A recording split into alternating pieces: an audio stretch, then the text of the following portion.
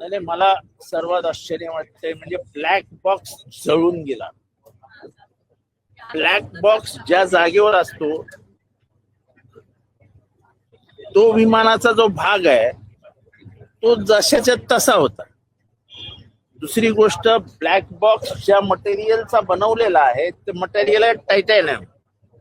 म्हणजे 11,000 सेल्सिअसच्या आगीच्या म्हणजे 10 मध्ये सुद्धा त्या ब्लॅक बॉक्सला काही होऊ शकत नाही अशी परिस्थिती असताना सरळ सांगितलं जातं ब्लॅक बॉक्स जळून गेला. म्हणजे माझ्यासारख्या चौकस मनाच्या माणसाला तर शंका येईलच, ब्लॅक बॉक्स कसा जळून जाऊ. त्याच्यामुळे रोहित पवार जे मागणी करतायत त्या मागण्यांमध्ये तथ्य आहे. कंपनी कोणाची आहेत, कंपनीत पैसे कोणाचे लावलेत, त्या विमान किती तास उडलं होतं, त्याला एवढे तास उडण्याची परवानगी होती का नव्हती, डीजीसीए काही कव्हर करायला बघतंय का, डीजीसीएचे अधिकारी कोणाच्या दबावाखाली आहेत, ही कंपनी कुठल्या पक्षाच्या आधिपत्याखाली चालते, हे सगळे प्रश्न आले ना आता समोर.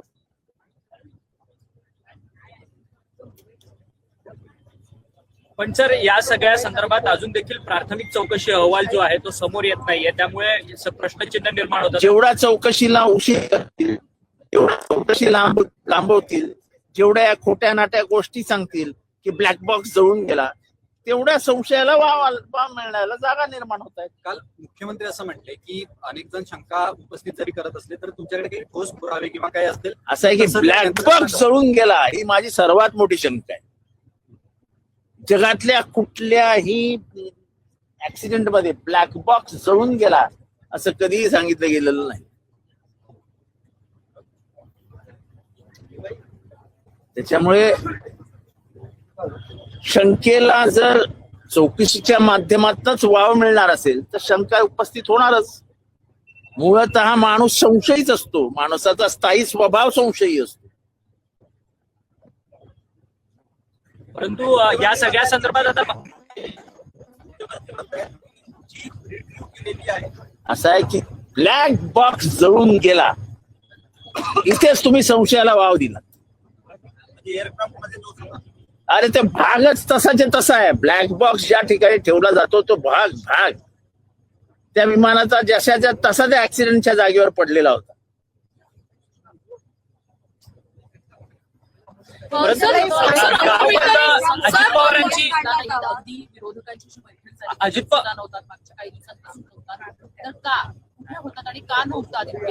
माझा मूड नव्हता, माझा बोलायचा मूडच नव्हता. जिथे तो काही दिवस मला बोला असं वाटत नव्हतं, मी नव्हतो. विलिनीकरणाच्या बाबतीत मला काही बोलायचं नाही, कारण का संपूर्ण प्रक्रियेत मला कधी समावेशच केला गेला. जी गोष्ट मला माहितीच नाही त्याबद्दल मी बोलू कशाला. सर, माणसाचा मूड काय असा कशावरून जातो काय नाही वाटत. I was feeling low. Mood depends on everything. It doesn't depend on only one thing. किंवा काय पॉलिटिकल, मला काही फॅमिली प्रॉब्लेम असू शकतात, माझे काही पर्सनल प्रॉब्लेम असू शकतात. माझा मूड नव्हता. याला तर पत्रकार विचारते तुमचा मूड काय होता. सर, पण तुमच्या व्यतिरिक्त इतर नेते देखील कोणी आलेले नव्हते बैठकीला, मला माहित नाही. माझ्याकडे काल नगरसेवकांची बैठक होती, आज महासभा आहे. विरोधी पक्ष नेता कोणाला समित्या कोणाला द्यायच्या याच्यासाठी बैठका होत्या आणि त्या बैठका मला टाळता येत नव्हत्या, कारण का नंतर नाराजीचा सूर बसवला. महासभा आहे त्यामुळे महासभेच्या आधी हे सगळे निर्णय घ्यावे लागतात. त्याच्यासाठी ते निर्णय घेऊन मग मला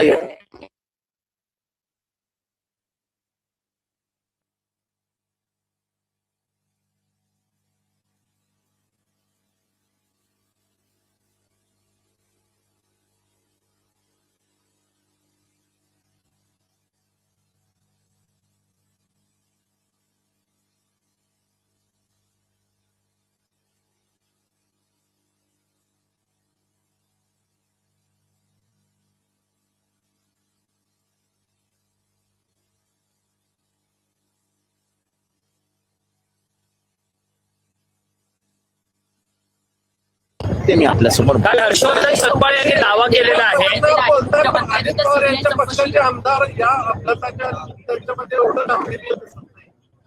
ते प्रत्येकाच्या मताचा प्रश्न आहे, मनाचा प्रश्न आहे, ते का गंभीर नाहीत मला तुम्ही विचारलं. सर, मुख्यमंत्र्यांनी सीबीआयचा अहवाल असं सांगितलेलं आहे. सीबीआय चौकशीच्या नंतर या सगळ्या गोष्टी चौकशीला डीजीसीएच्या रिपोर्ट अंतिम रिपोर्टसाठीची अरे असं आहे की रोहित पवार या लाईनवर चालले आहेत. मला वाटतं ती लाईन योग्य आहे. ते बरेच संशोधन करतायत आणि त्या माध्यमातून त्यांनी पैसा कोणाचा आहे ते विमान, पहिली गोष्ट म्हणजे त्या विमानाचं माहिती तुम्हाला देतो की त्या विमानाला भारतात उडण्याची परवानगी देतो. रजिस्ट्रेशन असं त्या विमानाचे 5,000 तासाच्या वरती त्याने उडू नये असं असताना 8,000 तासाच्या वरती ते विमान उडून झालं. म्हणजे संपूर्ण रिस्क घेऊन जर डीसीए म्हणजे काय इन्व्हेस्टमेंट वाचवण्याचा म्हणजे काय असेल, माणसाचा जीव गेला ना.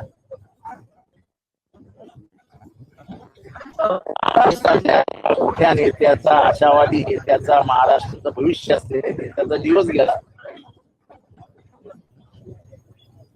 आपण काल हर्षवर्धन सकपाळ यांनी एक महत्वाचं विधान केलंय. राज्यसभेची जी जागा आहे ती काँग्रेस घेईल आणि युबीटीने खरं तर विधान परिषदेची जागा घ्यावी अशा पद्धतीचा दावा हर्षवर्धन सकपाळ यांनी केलाय. त्यातच शरद पवार पुन्हा राज्यसभेची निवडणूक लढवतील अशा पद्धतीचा दावा केला जातो. संजय राऊत, जर पवार साहेब, मला माहित नाही, पवार साहेब जर निवडणूक लढवणार असतील तर प्रश्न संपला. मुख्यमंत्री तीर्थदर्शन योजना जी त्याचा गाजावाजा केला, हजारो ज्येष्ठ नागरिकांचे अर्ज आलेत, मात्र अनेकांचे प्रलंबित आहेत. ही योजना बंद पडल्याची चर्चा आहे सध्या.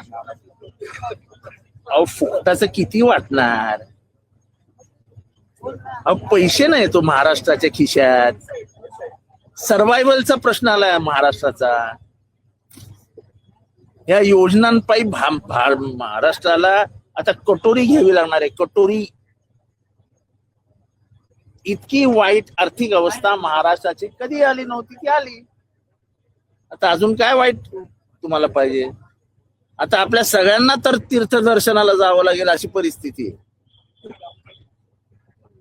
तर महाविकास आघाडीमध्ये राष्ट्रवादी काँग्रेस, शरद महाराष्ट्र पक्ष हा बाहेर आहे का? कारण की अशा महाविकास आघाडी मधला आम्ही प्रमुख घटक पक्ष आहोत. आम्ही निवडणुका एकत्र लढवल्या आहेत. जिल्हा परिषदेला आम्ही एकत्र होतो. महानगरपालिकेत मी स्वतः त्यांच्या बरोबर चर्चा करून ठाण्यामध्ये, मुंबईमध्ये एकत्र होतो. आम्ही निवडणुका एकत्र लढलेलो आहोत आणि महाविकास आघाडी ह्याच्या पुढेही एक असेल. परंतु राज्यसभेच्या जागेवरतून राष्ट्रवादीला विचारलं का जात नाही? कारण की परस्पर हर्षवर्धन की राज्यसभा आम्ही घेणार काँग्रेस आणि विधान परिषद उद्धव ठाकरे घेतील. अच्छा, ते 2 नंबरचा, पहिले 1 नंबरचा पक्ष शिवसेना आहे, 2 नंबरचा पक्ष काँग्रेस आहे आणि 3 नंबरवर आम्ही आहे. त्याच्यामुळे जी बड़ी भैंस जिसकी है वो ज्यादा दूध का दावा करता है. सर आवाज सर, युपी मध्ये जेन्ट्स टॉयलेटच्या बाहेर एक पुरुषाचं सिम्बॉलिक चित्र म्हणून महाराजांचं चित्र त्या ठिकाणी लावण्यात आलेलं आहे. युपी मध्ये माफी मागायला पाहिजे. महाराजांचं म्हणजे शिवाजी महाराज. एवढा मोठा अपमान तर महाराजांचा, ते म्हणतील ते असं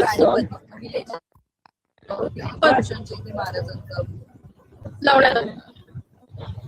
अशा प्रकारे महाराज त्यांना माफ करा एवढंच म्हणू शकतात, तर काय बोलायचं. पण महापुरुषांची अशी विटंबना वारंवार होताना बघायला मिळते. आणि ही मुद्दामून केली जाते.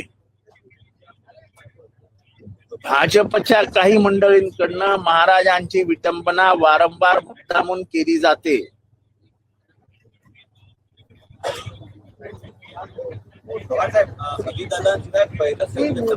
हे मला अत्यंत वाईट वाटतंय, कारण मी जेव्हा विधानसभेत 2000 साली आलो विधिमंडळामध्ये, तेव्हापासून मी अजितदादांना बघतोय. किंबहुना अजितदादांच्या सुरुवातीच्या काळापासून आम्ही अजितदादांबरोबर होतो. कारण का मी या पक्षाच्या एकंदर प्रक्रियेमध्ये 1987-86 साली आलो, तेव्हा अजितदादा पण तरुण वयातच विधानसभेत येत होते. एक असा खूप वेगाने चालणारा, खूप पटापट निर्णय घेणारा. अजितदादांचा स्वभाव वेगळा होता.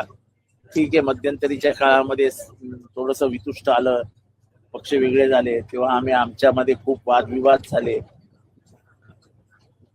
पण तो माणूस ग्रेट होता. एकीकडे राज्यामध्ये जे दुःख सावटत नाही त्यानंतरच हर्षवर्धन सपकाळ यांनी टिपू सुलतानवर टीकास्त्र केले आणि त्यानंतर काही ठिकाणी मोर्चा आंदोलन. टिपू सुलतानवरती त्यांनी टीका केली, म्हणजे टिपू सुलतान कसे आहेत, शिवाजी महाराजांच्या बरोबरचे आहे असे त्यांनी म्हटलं. कोण? हर्षवर्धन सपकाळ यांनी. आता तो विषय आणि हा विषयाचा काय संबंध आहे का? काही प्रश्न तुम्ही जॉईन करून टाका. आता राज्यामध्ये 1,57,000 महिला बेपत्ता आहेत.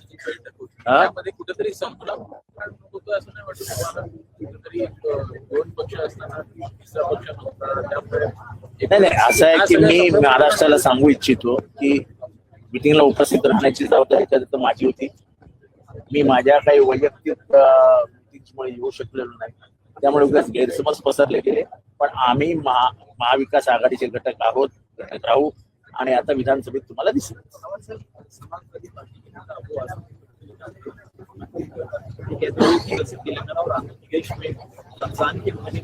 मुसलमान कर्मचारियों को 4 बजे छुट्टी महाराष्ट्र में भी क्या आपका क्या कहना है?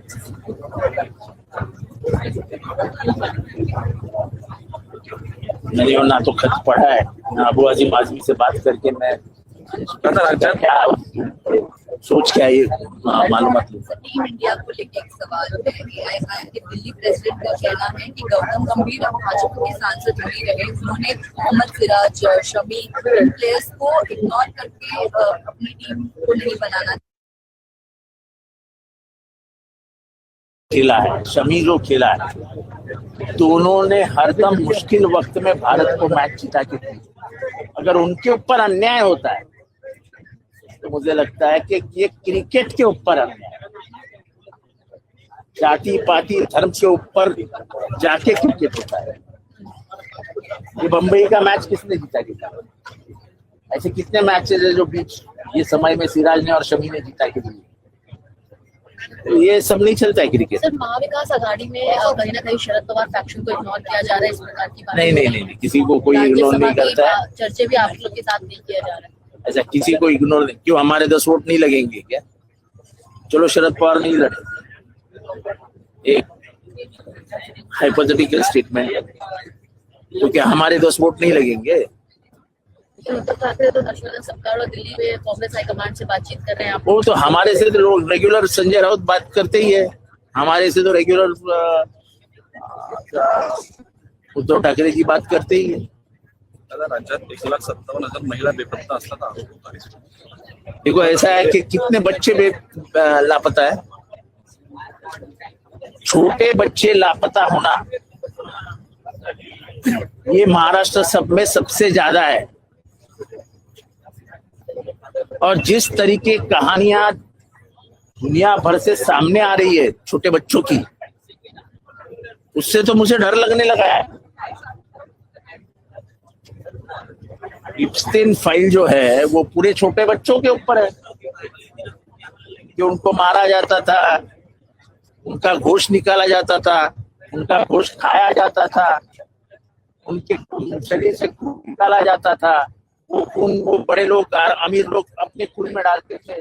ये सब कहानियां सुन के महाराष्ट्र के बच्चों का इस्तेमाल कहीं उस पे नहीं हो रहा है ना. महाराष्ट्र में कोई जेफरी एप्स्टीन नहीं है ना. इतने बच्चे जाते कहाँ हैं? और सब अजीत पवार के पक्ष के मामले में मुख्यमंत्री देवेंद्र फडणवीस से बयान अभी दिया हो गया ना. हिंदी में और सब हिंदी में नहीं, ब्लैक बॉक्स का जल जाना यही ये हंसने की बात है. ब्लैक बॉक्स कभी चलता नहीं. पायलट के जो सुसाइड बॉम्बर बनकर आए थे ऐसा कहना है. ब्लॅक बॉक्स जळाला नाही तो पहिल्या दिवशी मिळाला हा ब्लॅक बॉक्स. हा अमेरिकेला पाठवला हे जाहीर करायला पाहिजे ना. एवढे दिवस काय करताय? विमानाला आग लागली, त्याचे तुकडे झाले, म्हणजे ते काही पेपर तसेच्या तसे तिथे पडलेले होते. तुमच्याबद्दल काय? पण एक पटणार आहे का की ब्लॅक बॉक्स पूर्णपणे जळाला, त्याची माहिती रिकव्हर होत नाही? ब्लॅक बॉक्स जळू शकत नाही.